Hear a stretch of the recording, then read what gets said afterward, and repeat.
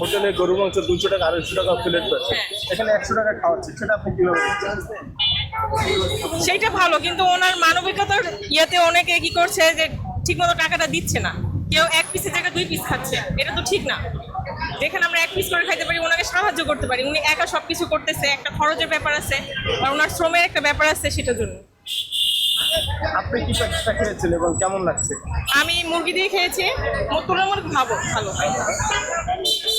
10 কত দিতেন? 10 8। আরে একটা ভাইয়ার নেই ভাই, চাই আপনার একটা স্টুডেন্ট, আসলে স্টুডেন্ট হয়ে আজকে এখানে খেতে আসলেন, খাবার মানটা কেমন? খাবার মানটা অনেক ভালো, মানে এক কথা বলতে গেলে অনেক সুস্বাদু ছিল, মানে আসলে খাওয়ার মতো আর কি পরিবেশ। আচ্ছা, আমরা যা হোটেল রেখে আপনি কেন এই ফুটপাতে ওনার কাছে খেতে আসছেন? আসলে আমরা এদিকে ঘুরতে আসছিলাম, তারপর অনলাইনে দেখলাম, তো এই জন্য যে আমরা চল একসাথে ক্লাস শেষে আমরা আসছি। আপনি কোথা থেকে আসছেন? আমরা আসছি মোহাম্মদপুর থেকে। মোহাম্মদপুর থেকে আসছেন। আসলে এখানে যে খাবারটা দিচ্ছে এবং এই যে 100 টাকা গরু মাংস খাওয়াচ্ছে, তো এটা কিভাবে দেখছেন? এটা তো ওনার পক্ষে মানে এটা একটা মানে উনি যে এটা করতেছে, তো ওনার পক্ষে অনেক ভালো, মানে 100 টাকা গরুর মাংস হয় না, একটা রেস্টুরেন্টে গেলে বা অন্য food খাইতে গেলে 120 থেকে 130 টাকা, 150 টাকাও রাখে, উনি 100 টাকা দিচ্ছে, এটা ওনার কীভাবে দিচ্ছে সেটা আমি একটু বলতে পারি না। এখনো বাংলাদেশে এরকম মানুষ আছে যে আপনি নিজ দায়িত্বে রান্না করে রেখে দিচ্ছে, খাওয়া দাওয়া করে টাকা নিজ দায়িত্বে রেখে যাচ্ছে, এটা কিভাবে এটা বর্তমানে এটা দেখায় না, বর্তমানে এটা সম্ভব না, ওনার পক্ষে যে এটা সম্ভব, উনি উদ্যোগ নিয়ে এটা করছে, ওনার মানে কি করবো, এটা এক কথা বলতে গেলে উনি মানে অমায়িক অসীম একবার। আপনি একজন স্টুডেন্ট হয়ে আপনি মনে করেন কি আসলে উনি কি সব টাকা এখানে পাচ্ছে?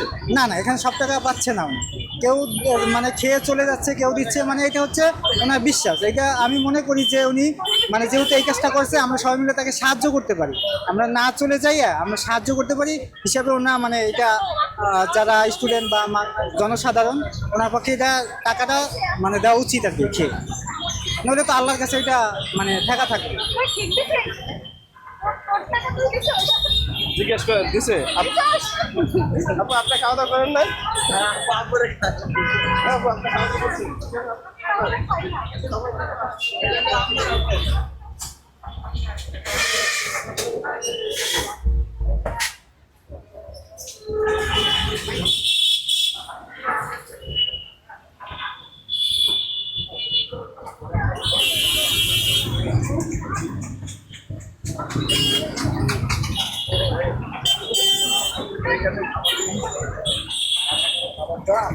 খাচ্ছি আগে থেকে খাইতাম, কিন্তু এখন একটু বেতনটা বেশি হচ্ছে, আর ওনার বিক্রিও অনেকটা বেড়ে গেছে, আর রান্নাও মোটামুটি সুস্বাদু হয়, কারণ যেহেতু লাকি ছিল তা আমরা লাঞ্চ করতে এখানে আছি। হ্যাঁ, টাকা দেওয়ার চেষ্টা করে টাকা সেল সার্ভিস, মানে আমরা যেরকম নিজে আবার টাকাটা আমরা নিজেদের দিয়ে দিচ্ছি। গরু মাংস দিয়ে 100 টাকা, 70 টাকা, ডিম দেওয়া 60 টাকা, এভাবে করে আমরা নিজেরা আমাদের মন মতো করে আমরা তারকে হিসাব করে দিয়ে দিচ্ছি তার ক্যাশ কাউন্টার, এবং খাবারটা ভালো হয়।